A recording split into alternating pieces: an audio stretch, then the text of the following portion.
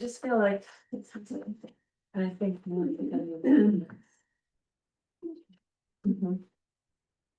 All right.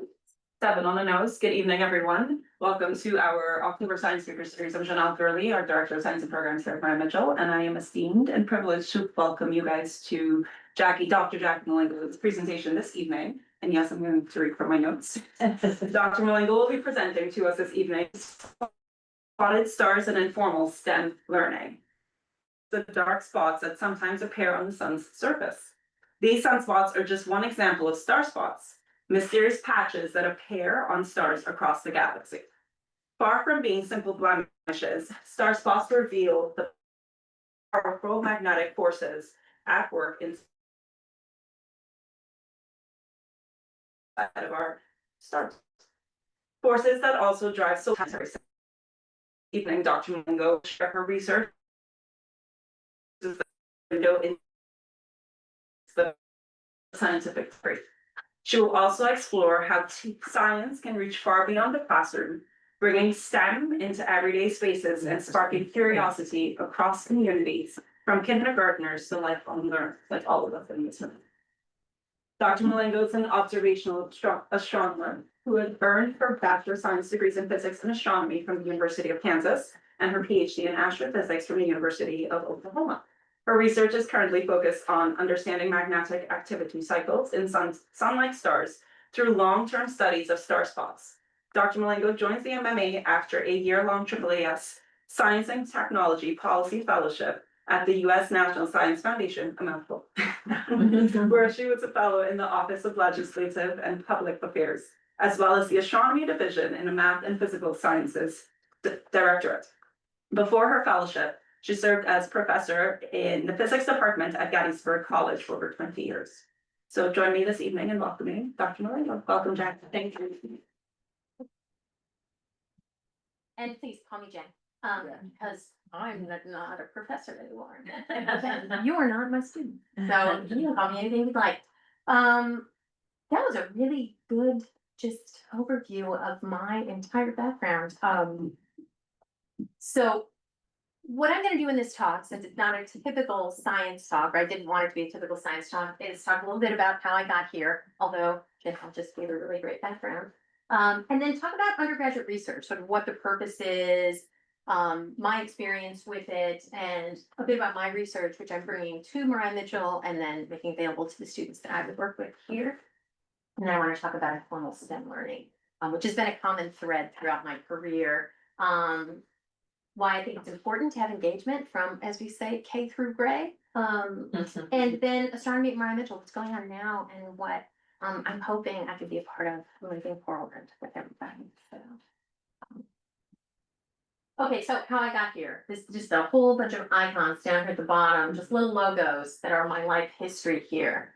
I grew up in rural Kansas, which does not have a lot of light pollution. It's a very low population density. It is scientifically proven to be flatter than a pancake. A pancake has more topography than central Kansas. And there's not a lot to do. I don't know if you've ever been to the suburbs of Wichita, but there's not a lot to do. So I discovered a public observatory just west of Wichita in Goddard, Kansas, Lake Heffron Public Observatory. Excuse me. And that's really where I got my start, where I met actual astronomers who were working at Wichita State University, and then were also dedicated to this. It was a science museum. So when I was there, I worked as an explainer. So I learned how to use their 16-inch telescope. They did public programming. I also worked in the office at Wichita State University. And then they made science kits that went to area schools. So it's sort of my first taste of all these things and ways that science can really impact a community and interact with a community. So that was really, that left an indelible mark. And I'm such a strong proponent for these types of public museums and these types of entities. I love it. Okay, so of course I told my mom I want to be an astronomer, and she was like, "What?" She was a dog groomer. She thought I would take over the dog grooming business. So, but I went to the University of Kansas, and as Janelle said, get my background. Hi, y'all. Hello, everybody. And then went to graduate school at the University of Oklahoma. I kept at Central Plains. You people here know Central Plains? No? Okay, that's all right. Okay. Fictitious bird of Hey, you. So I am, in my professional life, an observational astronomer. There are different types of scientists, right? Experimentalists, theorists, people who do computational work. So I'm on the experimental end as an observational astronomer, and that can look different to different. I'm astronomers who work in different parts of the electromagnetic spectrum with different types of telescopes. I'm a pretty classical optical astronomer who uses ground-based telescopes. That's been my entire experience, my whole life. A little bit of near infrared, because you can get at that in terms of parts of the electromagnetic spectrum, like the types of light we can see. You can access a little bit of the near infrared from the ground. So that's where I've done my work. And my work has always been focused on stars. There are the spotted stars I'm going to talk about today or tonight that are part of my research. And then also the work I did as a graduate student early in my career with late stages of evolution for stars like our sun, sort of dying types of stars. But I was always interested, and the job of an experimentalist is always to put constraints on these physical processes. You've got theoreticians and computational people who are coming up with models about how these things work, but then you need experimentalists who are out in the field or doing that work that confirms or refutes or puts constraints on how things work. So those pieces work together. So I'm on the observational end. That's what I've done. And I'm pretty old school, like sitting in telescopes and it's cold and that kind of thing. So it doesn't look like that now for astronomy PhDs who are coming up. So I spent my career before I took the fellowship, the AAAS fellowship at NSF at small liberal arts colleges. Gettysburg College is where I spent most of my career. I did a small stint for a few years at Franklin and Marshall over in Lancaster. We've got a Gettysburg grad here, so I know she knows. Go Bullets. That's the mascot. Billy Bullet. He's an unfortunate, yeah, for lots of reasons. These small undergraduate liberal arts colleges, so they are exclusively undergraduate students. So I spent my entire career working with not graduate students, not postdocs, but undergraduate students. And then the scholarship that I brought with me to these institutions, I used that to engage them in the research process. At Gettysburg, I was introduced to the National Undergraduate Research Observatory, or NURO as we call it. And that is a consortium of about 10 currently, primarily undergraduate institutions. They don't have to be, they can be R1 schools like KU or OU. OU actually used to be part of the NURO consortium, but it's just for the undergraduate population within those institutions. There are, professional observatories everywhere, but it's difficult to get undergraduates in there. They're really meant for the professional astronomical community or graduate students or postdocs who are doing research. But to find a space where they can actually see how that works is incredible. So NURO started in late 80s, early 90s. I think it was the early 90s. And fun fact, among the founding members were Gettysburg, and Franklin Marshall, of course, and the Maria Mitchell Association. So still belong to the NURO Consortium. And yeah, that's where I met lots of people.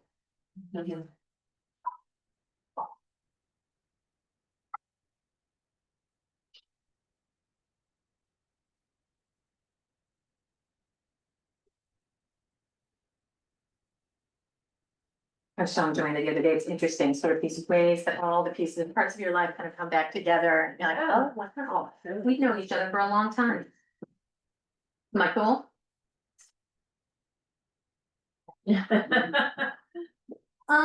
Gettysburg continued. While I was at Gettysburg, I had the opportunity to work with the YWCA in Gettysburg and also the Gettysburg Area School District to host a Lego robotics after school program for 4th through 6th grade girls. So I spent the better part of 20 years hosting that, recruiting undergraduates from Gettysburg to be mentors to these girls and just sort of getting them in an environment where you're out of your own way and just having fun. We added boys for a while, but just Lego pieces were flying everywhere. It was just a different crowd, but it was really an incredible program to be a part of because it allowed me to interact with the community in a way that, as a professor, you don't usually get a lot of opportunity to do that. So I appreciated that. And fun fact, so my first time at Maria Mitchell in 2006, which Jason remembers because she was here. I was a visiting astronomer. The director at the time, Vladimir Strelnitsky, was looking for someone to help with the REU students, the research students for that summer. And so I happened to be transitioning to Gettysburg from F&M in a tenure track position. So I thought this was a great opportunity. And that's where I learned about this incredible association and everything that it does. So fast forward, last year I was on leave from Gettysburg College to take a fellowship with the American Association for the Advancement of Science. So their Science and Technology Policy Fellowship Program is a public service professional development program. So they take scientists and engineers out of our native environment, which is typically academia or doing, like sitting in an observatory somewhere. And they put us in the different branches of the federal government. We bring expertise and experience that may not be present in those spaces. And then we learn about policy and really pretty much how the sausage is made, which a lot of scientists don't get the opportunity to see. So it's a great opportunity. I was an executive branch fellow, so there are judicial branch and congressional branch fellows also. And through a matching process, I was placed at the U.S. National Science Foundation. So I started in the Office of Legislative and Public Affairs, which got real interesting, real fast in January. And then I moved to be with OLPA, as they call it, is a unique space within NSF. It doesn't really work like the rest of the science directorates do, where they are taking in grant proposals and reviewing them. So I moved to the astronomy division, which is in the Math and Physical Sciences Directorate. So I was able to be there for the last few months of my fellowship. It's a 2-year fellowship program. But I was able to just finish my first year because Jeff Clayton, who I think is listening right now, very kindly agreed to act as interim director so I could finish up my fellowship, which I appreciate. Thanks, Jeff. And so now I'm here, but the rest of my fellows, as we call ourselves, or each other, they're still back in DMV. Keep going. What am I doing? You keep going. Oh, okay, all right. So I wanted to talk a little bit about undergraduate research and then put my research in the context of this, because of course I have to have a scholarly program to be able to engage students. And that sort of sits on its own with my interaction with the rest of the astronomical community. But it's really through all this work I did with neuro and at these small liberal arts colleges that I got the practice and the experience in working with students in these short sort of 8 to 12 week programs where you're trying to move the needle and teach them something that's very impactful. So this is just a few pictures of students I've worked with. This is one of the neuro telescopes. So neuro, the National Undergraduate Research Observatory, actually has time on a number of telescopes at Lowell Observatory in Flagstaff, Arizona. If anyone ever been to Flagstaff? It's awesome. If you ever get a chance to go. So they have research telescopes. They have historic observatories there in town on Mars Hill, as they call it. But then they have research telescopes outside of town. So the Neuro Consortium was able to use some of the time on those telescopes. So these are students at Neuro. And then also this is a student of mine at Sarah Lobo Inter-American Observatory, which is in the Channing. And then, like I said, I had the opportunity to be a visiting astronomer for the Maria Mitchell Research Experience for Undergraduates program in 2006. And I don't know if y'all know this, but the Maria Mitchell Association has been doing or providing research opportunities, I should say, for students for over 100 years, which is kind of amazing. I was just thinking about that. It dates back to the first 2 directors, Margaret Harwood and Dorrit Hofflet. And Margaret Harwood was here from 1916, with Jason, make sure I get this right. But I think it was 1956, 57, something like that. The program that currently runs this summer for the astronomy students, the Research Experiences for Undergraduates program, that's an NSF funded program. That's only been around since 1987. So the Maria Mitchell research program predates REU. It was modeled after the Maria Mitchell program in many ways. And the Maria Mitchell REU program is one of the oldest sites. I think the only one that's older is Arecibo in Puerto Rico. But it's really incredible, the work that was done. And then when Dorrit Hofflin, who's the second director of astronomy here, was doing research with students, she was the first one to get NSF funding, National Science Foundation funding, to work with students.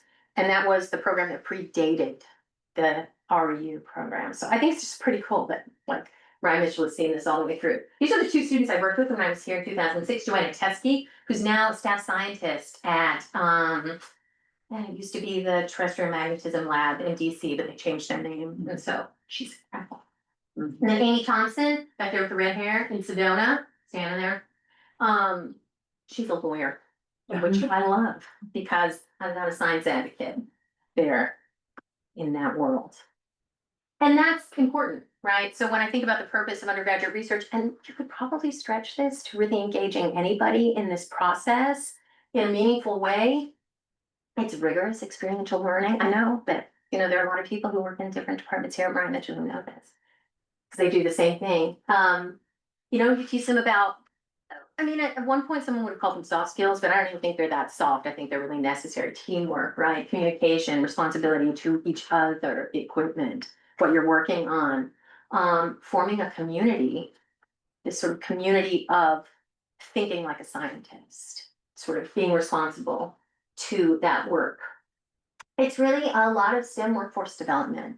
If you think about who's going to populate the STEM workforce broadly, I'm not even talking just about astronomy, then you need people who aren't going to drop out, right, of those majors when they're in college. They're going to get inspired. You need to get them in the door, inspire them in some way, which can happen a lot when they're kids like me, with Lake Acton, and then to retain them.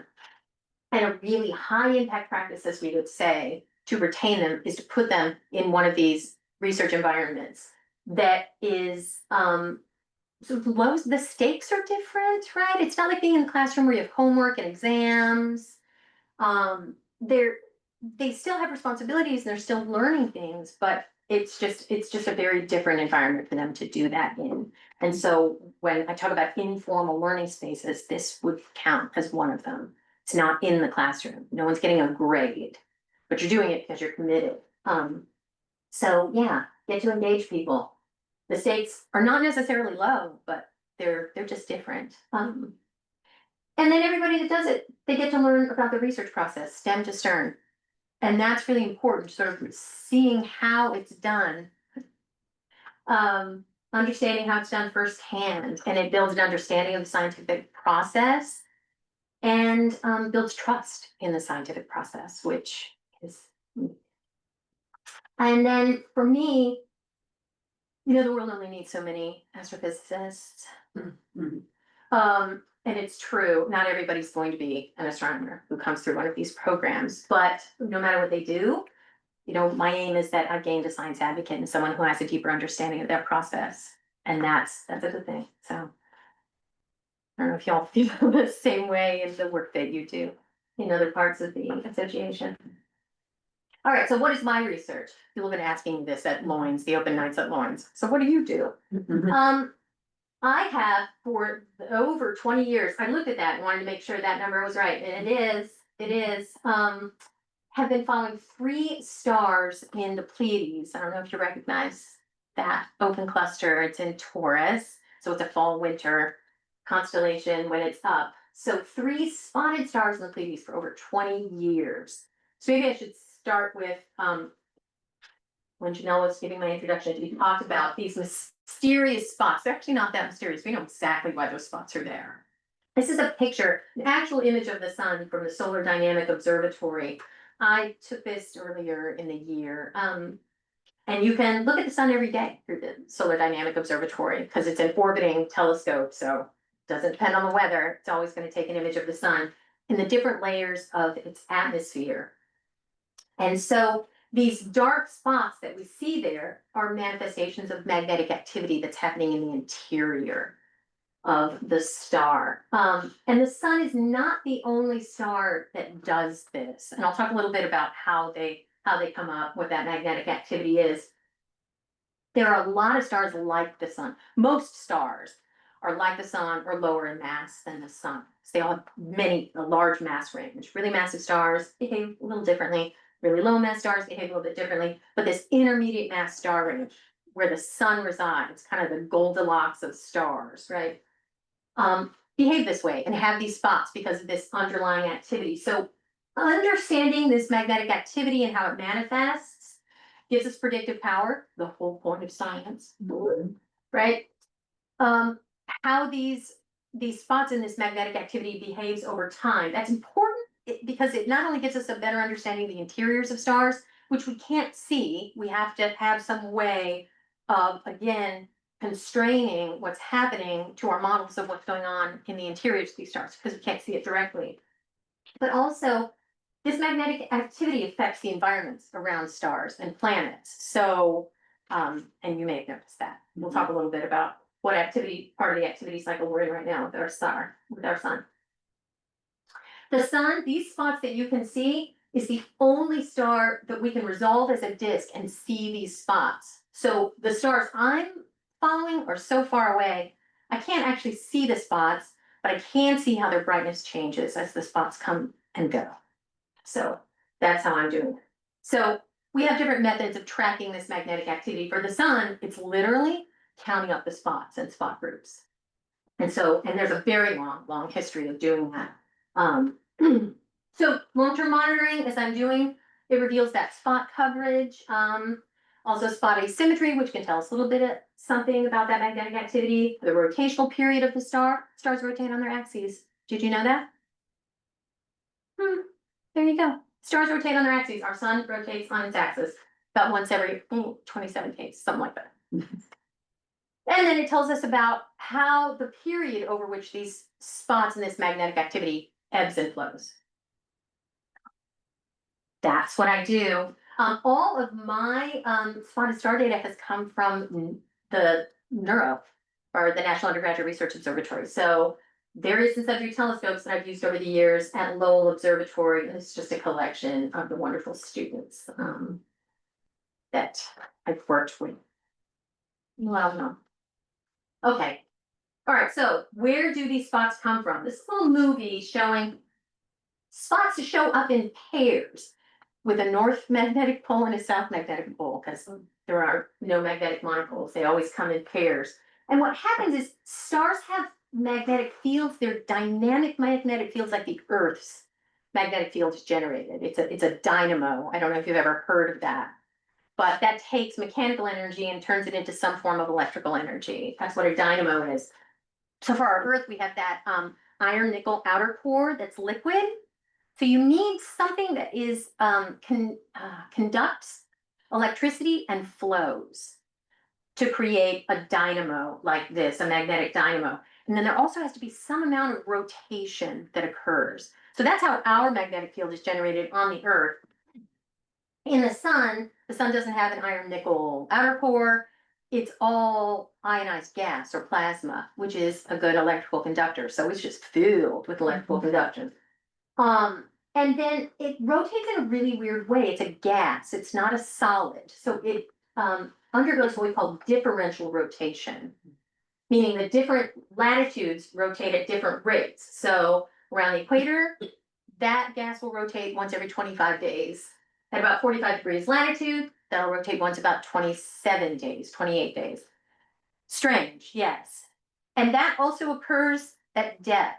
And so beneath the surface of what we call the photosphere, the surface of the sun, then you have different types of differential rotation. And then also this right below the photosphere is what we call the convective zones. This is a method of heat transport. You get energy generated here in the core, nuclear fusion, boom, hydrogen fusion, boom. And then the energy gets out to the surface through different modes of heat transport or energy transport. Right below the photosphere is this convective zone, which then takes these magnetic field lines that are generated here. They get twisted up and tangled with this differential rotation, which that that strip over to the right is showing. And then this convective zone buoys them up to the surface, and then you get boop, a pair of spots. And they can be pretty messy, if you noticed in the other picture, I've got one coming up also. And so those spots are a manifestation of this magnetic activity that's happening at depth beneath it. But it takes a few of these ingredients. You gotta have a magnetic field, gotta have differential rotation, you've gotta have this outer convective zone. So stars like the sun do this, and that's why stars I'm following are sun-like. Excuse me, and this process is cyclic.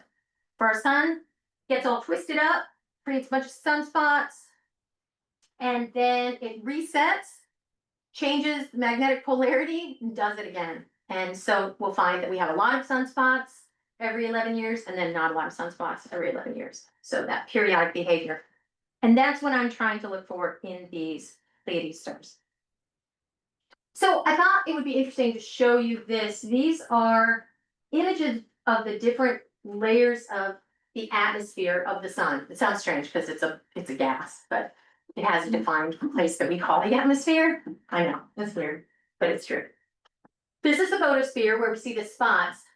These other images are layers of the atmosphere above it. The chromosphere is here in the middle, and then the parts of the corona, upper chromosphere, lower corona, are there on the right. And I want you to notice that where you see spot groups here, you see correlated activity over in the other layers. And it's that corona, the crown of the sun. Anybody seen a total solar eclipse? Ever seen the corona? You haven't. Yeah, so you've seen the corona, which you can only see if you cover the really bright photosphere. So this is actually a solar observatory, a solar heliospheric observatory that orbits above the Earth's atmosphere and has what's called a coronagraph. So it's basically like putting your thumb in front of something really bright so you can see the fainter stuff. So what you're seeing here, this is really cool. All those little belches and burps, I don't know why I call them burps.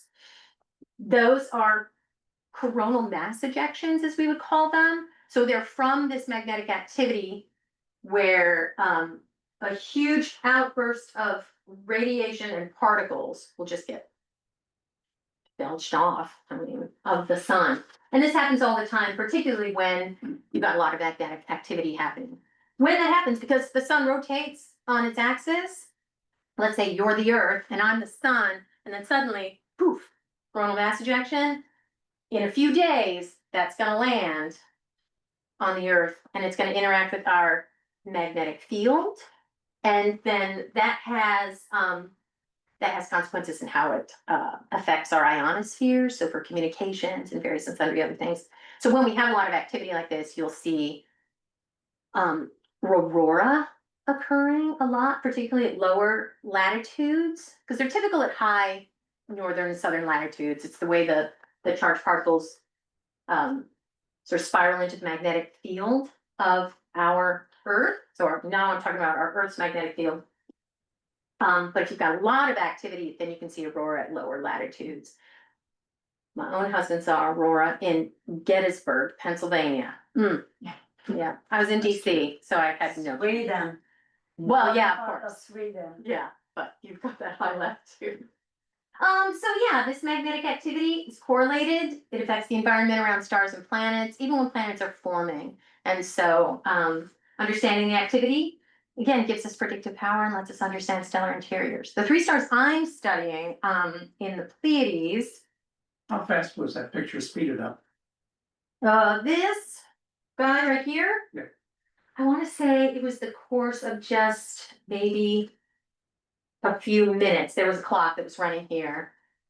Yeah, it was not, I don't think it was sped up. It may have been sped up a little bit, but it was just over the course of maybe 10 minutes or something like that. So yeah, when there's a lot of activity, there's a lot of activity. What's really cool actually about this is you can see at some point, trying to see if it's obvious, but you can see this, the way the telescope works. Let's see the sky, sort of the stars moving behind it. But also, I think this is the one, oh, there's the Pleiades. Interesting. It looks like the date they were showing. I'm trying to think if this is the one that has some comets just kind of just taking a dive in there, which happens all the time. It's a gravitational well of the solar system. Did you just see them? Yeah. Yeah, so I love that one. I was showing my students. Yeah, there's the things. Well, just reminds me of work. Like I was saying, cyclic, our solar activity cycle is 11 years between a lot of activity and not a lot of activity. It's an average over time. And so that's really what I'm trying to determine for the stars that I'm following is what that cyclic period is. Here we are in 2025, so we're at a solar activity maximum. So if you hear about these solar storms, K numbers of activity, aurora, and check it out, because now's the time. And people have been tracking it since the 1800s, or is? Yes. Oh, And okay. yeah, So that it's over 100 years of data.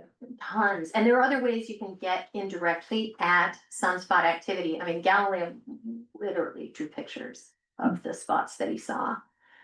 He would project it. He wouldn't look through a telescope at the sun. Don't ever do that. And the 11-year cycle is very consistent. Don't think about that when you ask a scientist that. I'm like, how much of the sausage do you want to see here? It's an average, ma'am. But a single cycle, activity cycle can be anywhere from 7 to 13 years. Okay. I've got a picture later that shows a study that was done from the 60s to the early aughts, 1960s to the early aughts, I should say that. And that had more of an average period that was closer to 10 years, which was interesting. So just depends. And it's not the only sort of cycle that we see in this type of activity. If you've ever heard of like the Maunder minimum, they're longer, like hundreds of years long cycles. And they basically have to do with just the dynamics of what's happening in the interiors of these stars. It's kind of crazy. It gets a little wonky. But you can also note magnetic activity and sunspot activity in like tree rings and ice rings through the way that it interacts with the Earth's atmosphere, which is pretty cool. So lots and lots. So as I was saying, we can only resolve the surface of the sun and actually count up the number of sunspots to see that activity. For other stars, you have to use different methods because they're so far away. You can't see them as a disk at all. They're just point sources of light. This is just a snapshot of stars that are part of the Mount Wilson H&K project, which H&K refers to these particular lines in ionized calcium that show up in the spectrum of stars. I'm gonna leave it at that. It's okay. Just for time purposes, because I'm not wearing a watch, I have no idea how over I am or not. And that emission is really coming from the chromosphere. So as I said, where the spots are showing up in the photosphere, there's other activity that's showing up in the chromosphere. We can do X-ray studies and all this other emission that comes from them. So this Mount Wilson project was really following a different marker, a different proxy for this magnetic activity. That project started in 1966 and went on solidly through, I think, 2002, and just studied the cycle periods. You can see here underneath, that's the name of the star, and then the cycle period. And they're different for different stars. So they're going to behave a little bit differently in terms of what's going on in their interior, their rotation rates, all sorts of stuff. And you can see the sun there, and that was showing an average period of about 10 years. And you can see the data is going from, well, 66 through about 90 something. Yeah, a little past the 90s. And that data was kind of interesting. To get that H&K data, they were using like reflected moonlight, this kind of things. But so that was a good question. That average and 11 years is an average. But you can see all these different cycle periods. And then the way that I have been following the magnetic activity is looking at, so if I'm a star and I'm covered with spots and they're just sort of all over the place, they come and go, like a spot group will last maybe 2 or 3 weeks and then it will decay and then a new spot group will pop up. So they'll pop up in different places around the star. Then as I'm rotating on my axis, I'm the star now, and I've got spots. As I rotate on my axis, if I've got a big dark spot here, I'm gonna be fainter when you see my spot side. than when you see my non-spot side. So I'm gonna be bright, dim, bright, dim. I'm gonna stop turning. And I can follow that if I'm just measuring the overall brightness, the composite brightness coming from that star. It's what we refer to as rotational modulation. So as the star rotates, then we see the brightness modulator go up and down because of those spot groups. So what I do is I follow them for no more than a week or so, because if I follow them for longer than that, the spot groups are going to change. And I'll see that in my what's called a light curve. And then if I do that for years and years and years, I'll get a plot like this. So this is basically a plot of the brightness of the star versus time on the x-axis. And I'll see each one of these lines right here would be a light curve showing that modulation. And then I'm seeing how that changes over time. So this is the same type of cyclic behavior as we're seeing here, as we would see with counting sunspots or anything else. So that's what I'm doing. I'm following how the brightness of these three stars in the Pleiades. So there's the Pleiades, which you may recognize. It's not one of the bright ones. They're not the bright ones. They're there. So I get a little zoom in. You can see, let me see if you can see my mouse. There. And then you zoom in a little closer. That's my target star. And I always have a comparison and a check. I do what's called differential photometry. Because there are a lot of things that can make a star appear a little brighter or dimmer, the atmosphere, all sorts of things, whatever's going on with your instrument. I take that out of the equation by just comparing how the brightness of this star changes. Ooh, I lost my mouse. Sorry. This star changes compared to my comparison.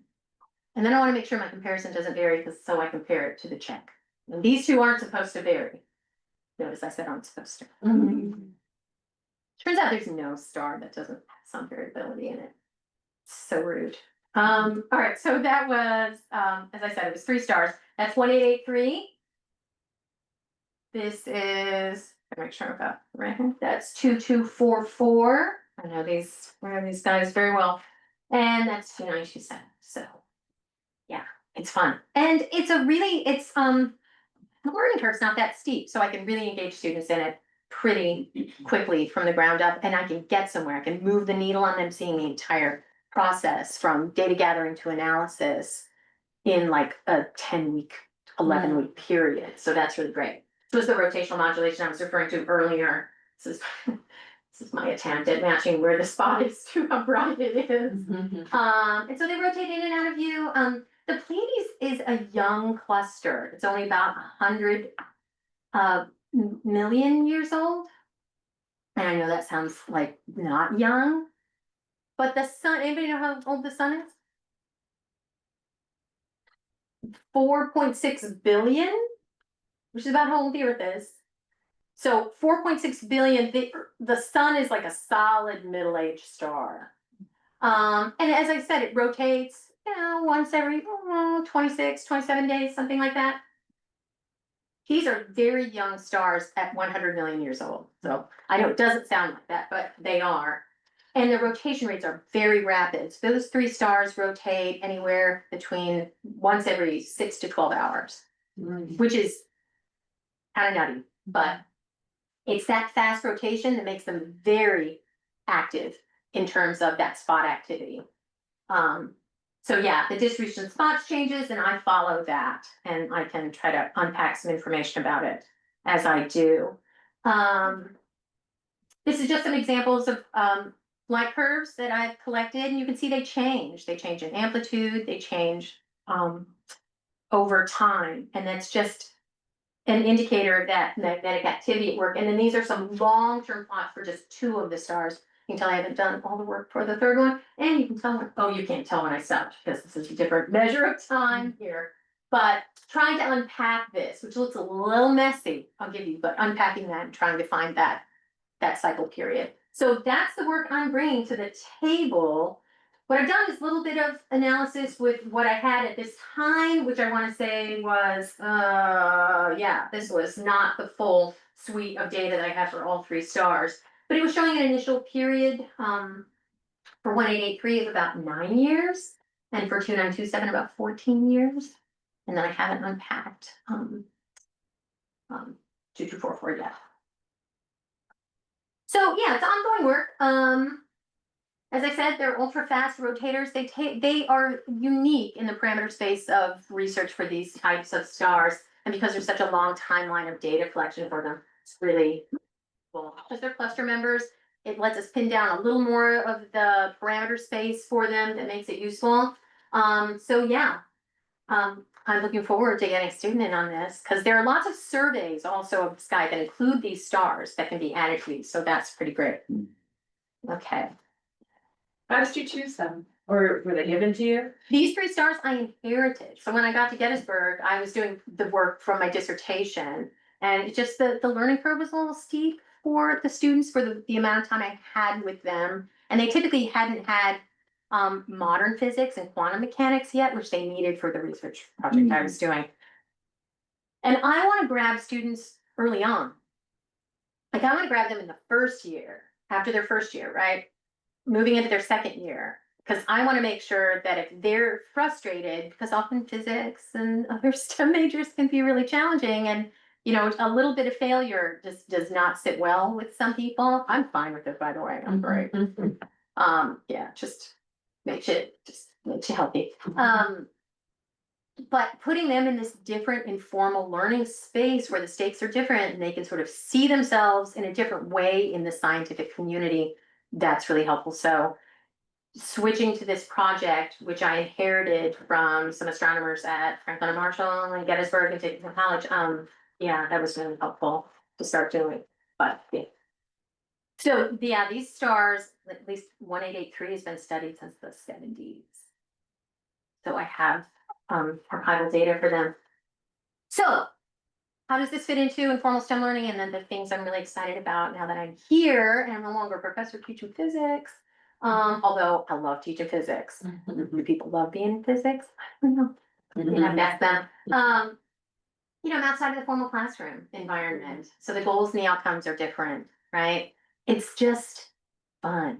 I mean, being a professor is fun, but I think it's more fun for me than it is for the student who has to take that physics class, right? Or that exam. I think they're like, this feels like a lot of pressure.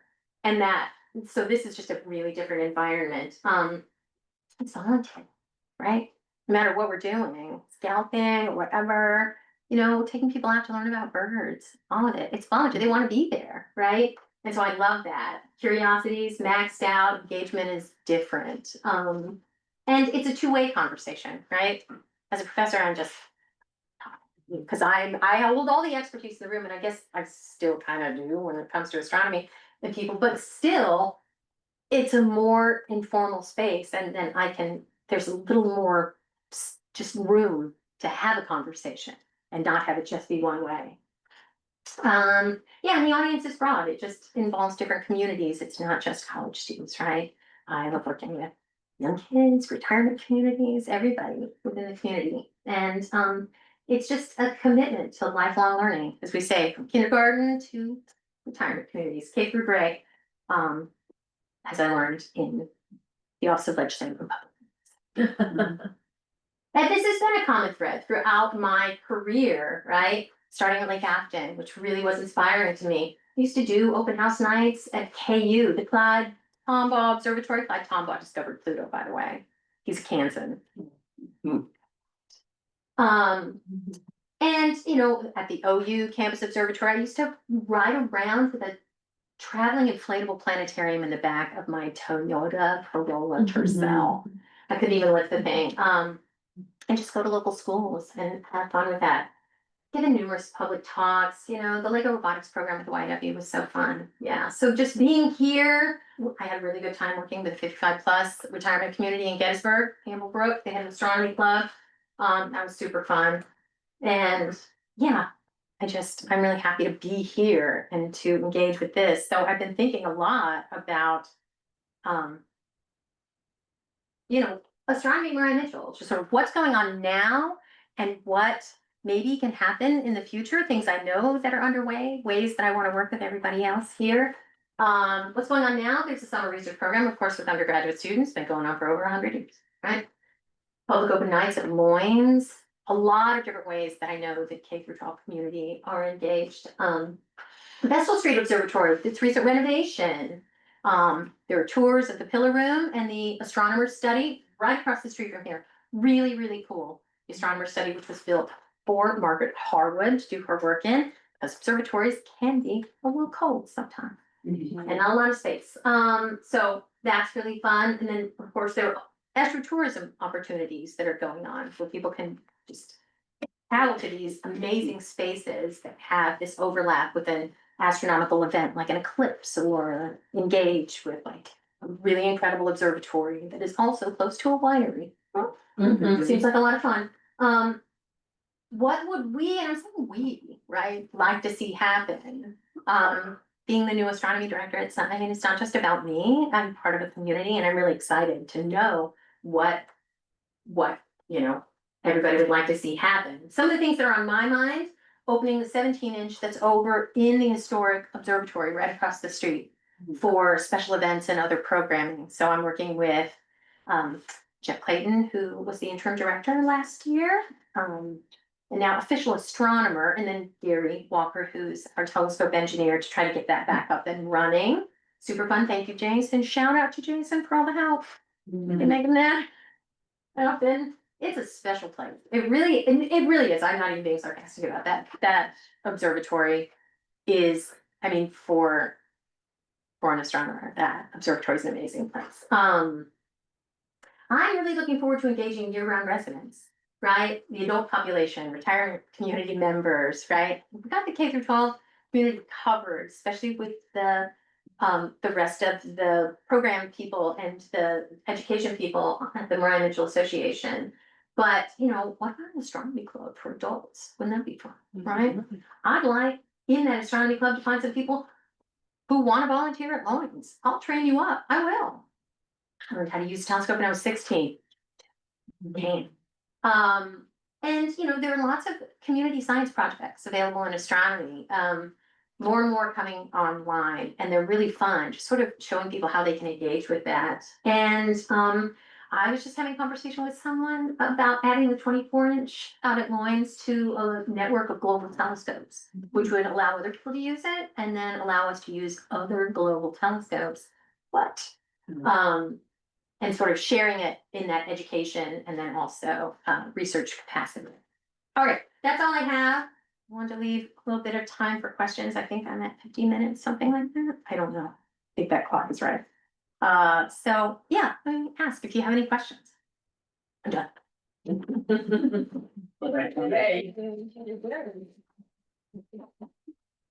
I don't know if people can submit questions online. So if you just let them know that they can type it in the Q&A box, and I'm happy to hop on my microphone back here, and if there are any questions, you'll hear me through loud. So go to your Q&A box and type in any questions you might have if you're online. When they talk about the sunspot numbers, it isn't really, you can't count the spots and come up with the same number.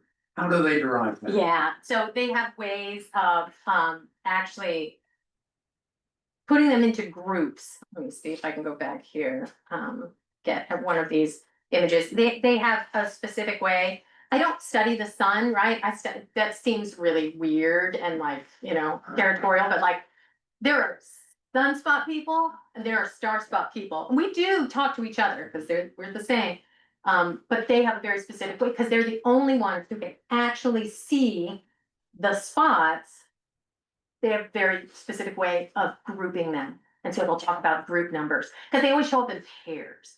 And so, right, that can be a group. Some are big and some are small. Oh yeah, but they still, even the small ones count. Do they have the same effect? No. Big ones are going to be quite spectacular. So I didn't have a chance to point this out earlier. Maybe I can do this with my mouse here. You see that right there? Yeah. Like that's significantly larger than the Earth. Just to give you an idea of how big that is. I'm trying to see one that's probably about the size of the, maybe that's like the size of the Earth right there, something like that. This area, they're dark because they're relatively cool. So the surface of the sun is about 5,800 Kelvin. This would be about maybe 3,500 Kelvin. And it's cooler because it's a really strong concentration of magnetic field lines that's popped up there in that part of the atmosphere. And so it's redirecting energy. So, you know, the Earth's magnetic field is like half a Gauss. That's a unit of magnetic field strength. I don't know what that is in Teslas, that's another magnetic field strength, but it's about half a Gauss. This, like the overall field at the surface of the photosphere would be maybe a couple of Gauss, few Gauss. This would be thousands of Gauss, so it's a really highly concentrated. So a big one's gonna have a larger effect in terms of that magnetic activity and what you see in the chromosphere and corona as a result. That help? So I know, like, I forgot what slide it was on, but you had like the diagram and you could see the convection currents. So kind of like when it like, I guess, explodes out, because it's rising because it's hotter, and then when it goes out, that's when it loses its, because it's redirecting all the magnetic energy. That's when it becomes colder. Are you talking about Like kind of. when this blows like a coronal mass ejection? Yeah, like that's when. So that's a different process entirely than what's happening here. This is Okay. always going on underneath it, and it just carries the twisted up magnetic field lines up to the surface. Oh. But that's still, but you're right, it's convection like any other convection, hot here, cool here, moves it. It's a heat transport mechanism, but that's always going on. When this happens, that's what we call a big solar storm. So we can see that mildly from a flare, or this is what we would call like, that's a coronal mass ejection. So it's coming out of one of those holes where you see a lot of the sunspot activity of the photosphere.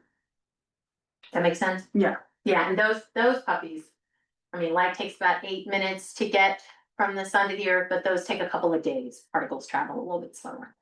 But the mass ejections are related to the area of sunspot? Yes, typically. So then you'll see that activity in the corona, in the layer above it. But it's a different physical process that causes that sort of in that layer of the sun's atmosphere. Are there things done on Earth to offset the effect of solar storms every 11 years that mere mortals might not know about, like, Yeah, I don't know, so- aviation or cell phone stuff or? Oh, yeah. So when this happens and it interacts with the Earth's atmosphere and then also the Earth's magnetic field, it can cause the atmosphere, because of the heat. So when these particles come into the Earth's atmosphere, they'll interact particularly in the ionosphere where there's ionized particles. Further ionized, then that interferes with communication signals because it changes the say the electron density, but it changes the way electromagnetic signals are going to sort of move through that layer of the atmosphere. I hope that was okay. So it affects that layer of the atmosphere. There's also heating that occurs in the Earth's atmosphere as a result of these storms that can expand the atmosphere a little bit, and that can cause additional drag on communication satellites. So it interferes with communications in a number of ways. It also, because those charged particles spiral into our magnetic field lines and then make their way to the lower atmosphere, can cause a surge of charged particles that come into power grids. So power grids really, and to get electricity from place to place, just has a conducting wire. Turns out if you throw a bunch of charged particles at a conducting wire, you induce a current that can blow entire fields and cause blackouts, and they have. Solar storms have caused entire blackouts before. So if you see something like this coming, you can shut down a grid. I don't know that you can shield it to that much extent. I'm not an engineer, I don't work in that field, but yeah, if you've got the predictive power to see it coming, then you can at least say, we're gonna have a lot of solar activity here. Communications maybe a little bit, maybe aircraft might take a different route or something, it's going to affect them. So is there like a weather forecast? Like if I were a person that needed that info, could I like Google it? Space weather, called space weather, so I got this, I know, right? Although it typically comes, I don't know how to say this mildly right now, it typically comes people who are keeping that data up and They're on post it. vacation this week. They're doing stuff. They're doing stuff. And it's, yeah, you have to have people committed to actually presenting that information to the public and to people who might be able to do something about those electrical grids that you don't want to get fried out. So, yeah, Space Weather Prediction Center, Okay. informed by NOAA. Yeah, that's where I got this from, and Mhm. yeah, so people do pay attention to it. It affects us greatly. Just so you know, Space Weather Prediction Center does not sound real. That's I thought you fair, were like, that is fair. you know, shooting from the hip there, and now I'm. You just started making it up. It's a real thing, okay. Making it up, like, make it up, yeah. I could probably, some of the stuff in astronomy, it just sounds ridiculous. Galactic cannibalism, right? Spaghettification. You think I'm making it up, but I'm not, it's real. Okay. Yes. Jackie, Uh, I have a couple of questions at home if you're ready. Yeah, Christina was also gonna ask a question, but yeah, do you wanna? I don't care. Okay, let's Christina, and then we'll take a couple of questions from the Perfect. Christine. Mine was, so if the spots are like appearing in pairs, right?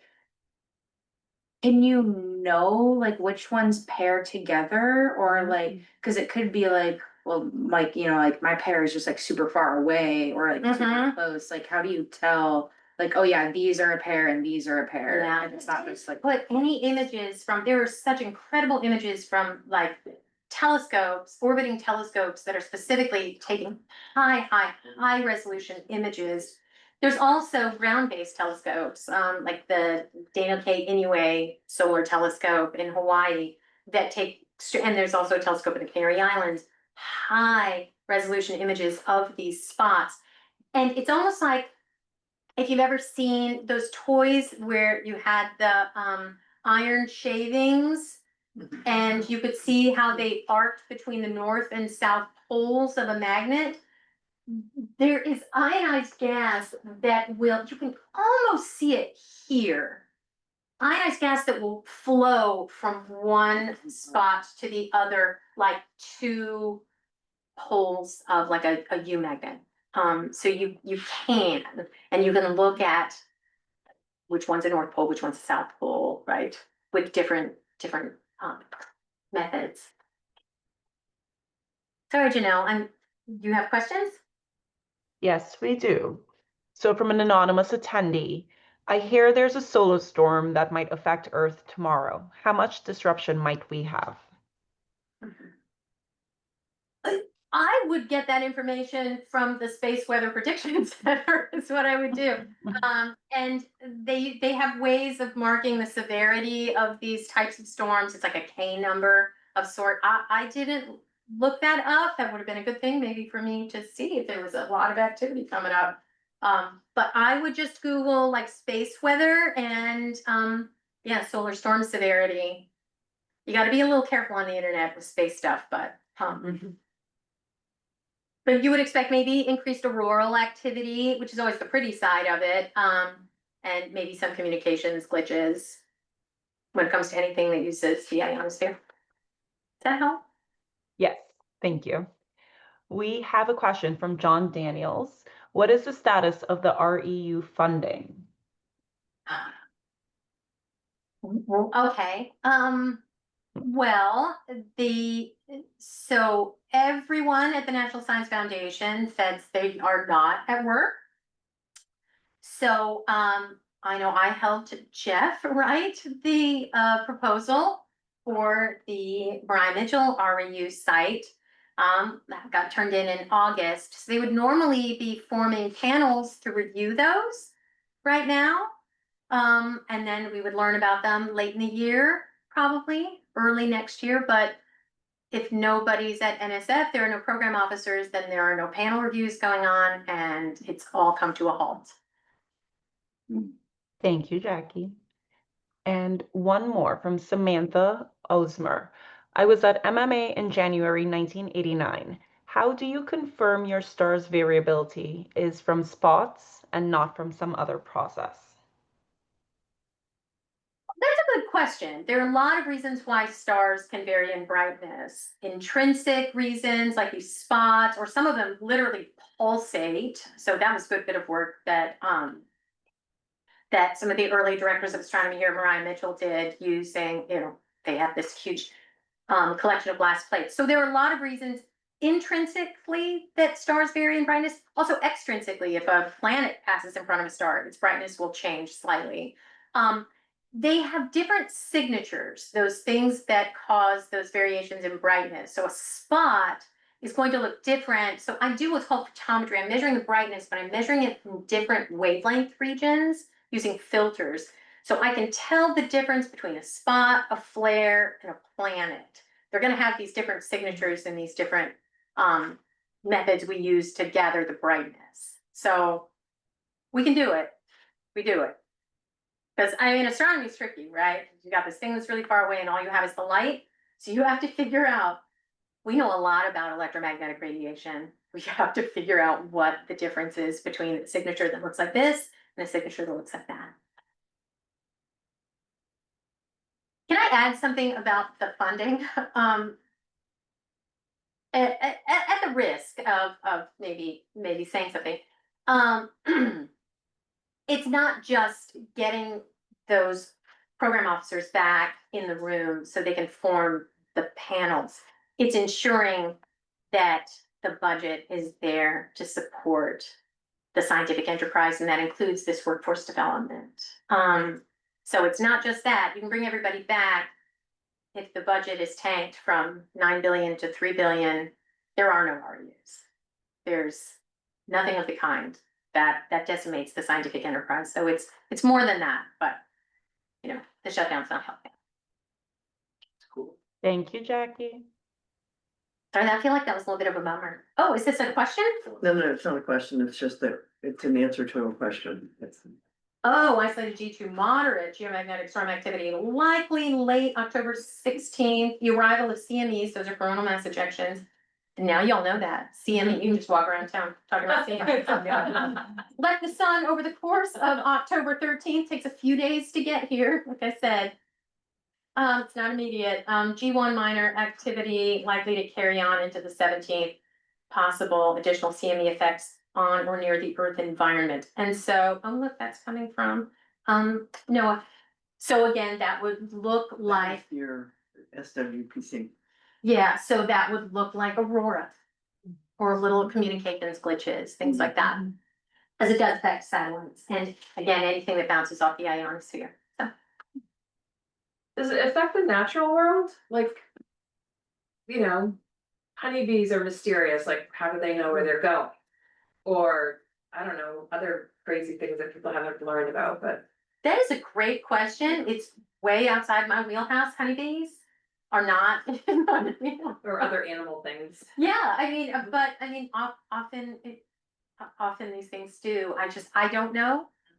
Off the top of my, I don't know if anybody in the audience knows how. Oh, I was just gonna say that, this is a conversation I'd love to have more, but, some of my reading has suggested that there's new research into, how birds find their way in migration Oh, yes. by seeing the Earth's magnetic field.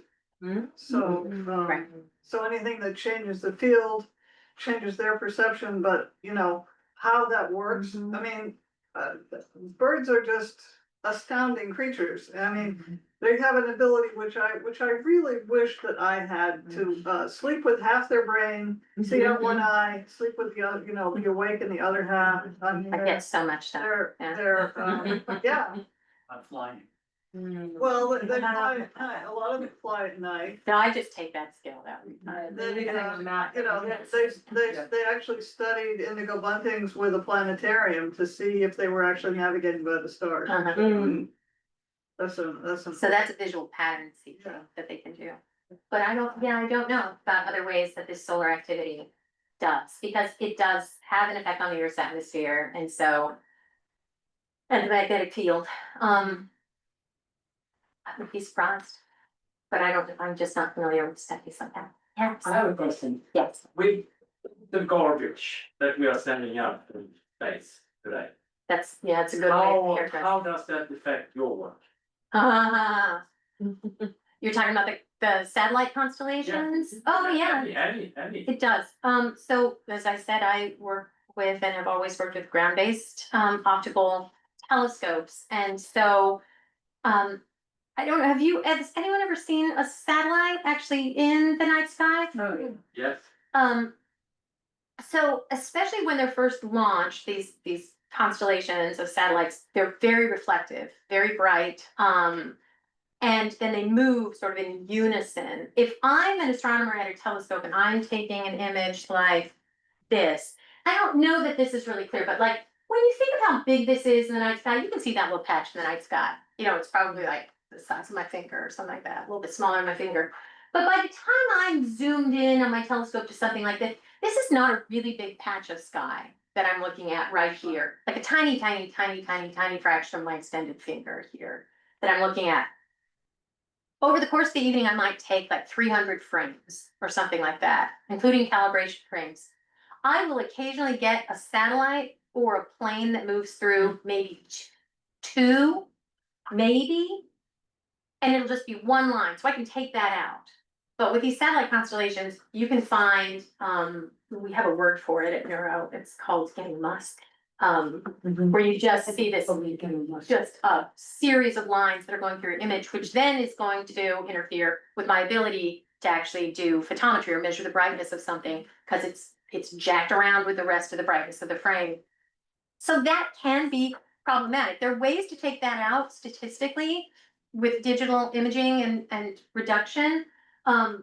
But if there are too many, then that's an issue. There have been, and I know this because I was in the astronomy division, there's an office of, you'll be happy to know, there's an office of electromagnetic spectrum management. So if you were worried that nobody was thinking about dark and quiet skies or the effects on the optical or radio parts of the spectrum, because those are the two windows we can see from the surface of the Earth.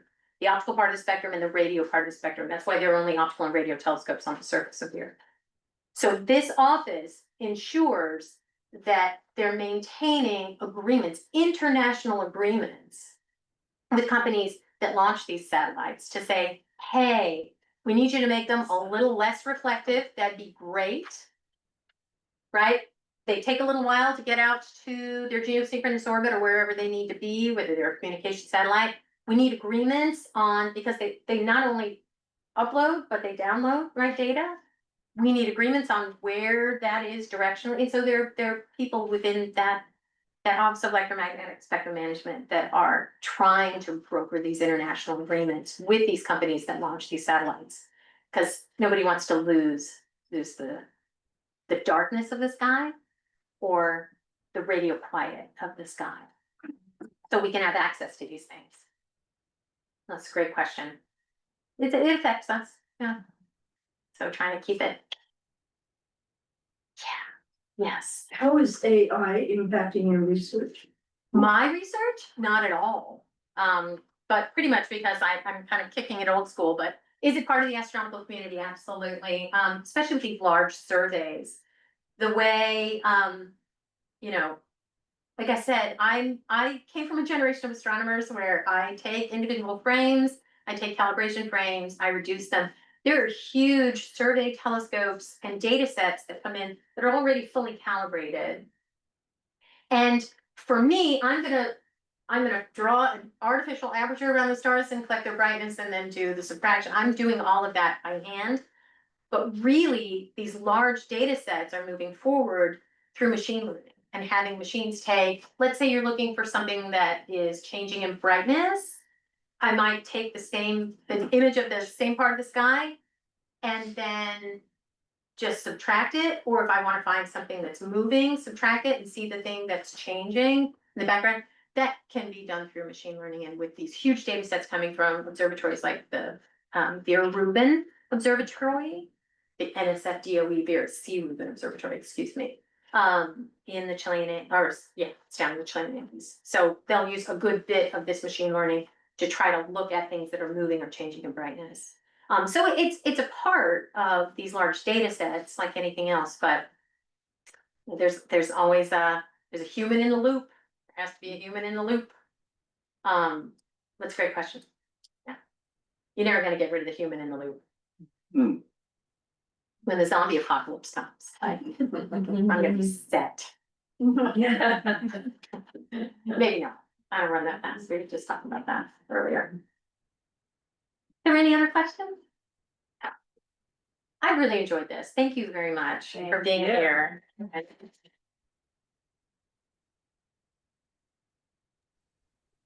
And thank you everyone at home for joining us for our October Science Speaker Series. And with that, we conclude this evening. Thank you all so much.